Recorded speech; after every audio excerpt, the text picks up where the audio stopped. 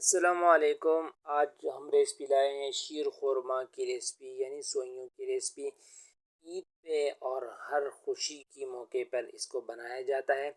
आज हम आपको इसका बनाने का तरीका सिखाएंगे। बहुत आसान तरीके से आप इसको इजीली बना सकेंगे और बहुत टेस्टी होंगी। ये हमारे पास 1 किलो दूध है। ये एक पैकेट है सोइयों का, ठीक है। और इसमें बाकी जो चीज़ें जाएंगी वो एक मिल्क पैक का लीटर वाला हम उसमें शामिल करेंगे। या आप 2 से 2.5 किलो दूध सादा ले सकते हैं। थोड़ी सी गिरी ड्राई फ्रूट वगैरह हम शामिल करेंगे इसमें, इलायची और यहाँ पर किशमिश और थोड़े से चुवारे आप इसमें डाल लिया करें, ठीक है। चुवारे ना खजूर वगैरह। तो चीनी जो है वो हम कप की तिहाई से हम शामिल करेंगे, या अपने टेस्ट के मुताबिक आप इस्तेमाल कर सकते हैं। फिलोजी बनाने की स्टार्ट करते हैं। तो हमने पहले एक पतीला ले लिया है और यहाँ पर इसमें थोड़ा सा दूध शामिल करेंगे और उसमें हम चीनी डालेंगे और चीनी को गलाएंगे।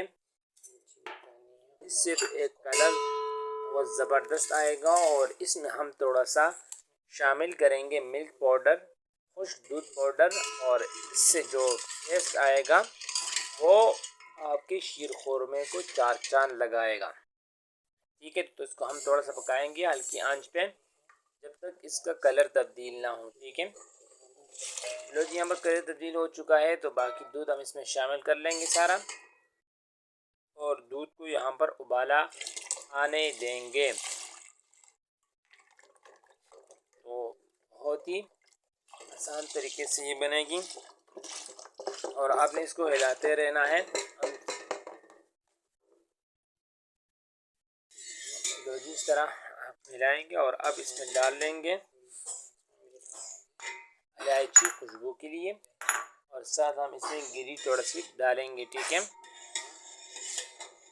उसके बाद जो भी ड्राई फ्रूट अवेलेबल हो तो आप उसको डाल सकते हैं। दूसरी तरफ आते हैं, यहाँ पर एक पैन ले लेंगे और यहाँ पर इसमें थोड़ा सा 1 चम्मच देसी घी शामिल करके इसमें सोइयों को हमने थोड़ा सा भूनना है, ठीक है। सोइयों को आपने अच्छी तरह यूँ तोड़ लेनी है, रगड़ लेनी है, साबुत आपने नहीं डालनी, और हल्की आंच पे आपने इसको पकानी है कोई 4 से 5 मिनट। इससे बहुत ज़बरदस्त जायका आएगा, टेस्ट बहुत टेस्टफुल बनेंगी ये। और आपने ख्याल करना कि इसको जलाना नहीं, जले हुए वो आपने डालना नहीं इसमें, ठीक है।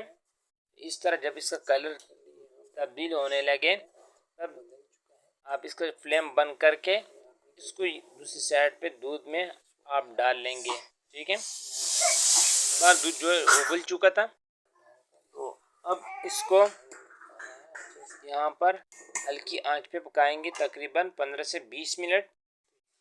और ये आपने इसको बहुत ज़्यादा गाढ़ा नहीं करना, ये बहुत ज़बरदस्त बनेंगे। और यहाँ पर हम इसको मज़ीद थोड़ा सा पका लेंगे। ये देखें, यहाँ हमने ये बना लिए हैं और यहाँ पर ड्राई फ्रूट्स वगैरह जो अभी आपके पास हो वो डाल लीजिए। हम इसको एक बाउल में निकाल लेते हैं, ऊपर ड्राई फ्रूट लगाते हैं। तो ये देखें, माशाल्लाह सुभान अल्लाह, बहुत ज़बरदस्त रेसिपी तैयार है। और ये बहुत गाढ़ी भी नहीं है, देखें आप इस तरह बना लें। और अब जो भी पसंद आए जिस तरह, तो वो आप इसको शेयर कर सकते हैं।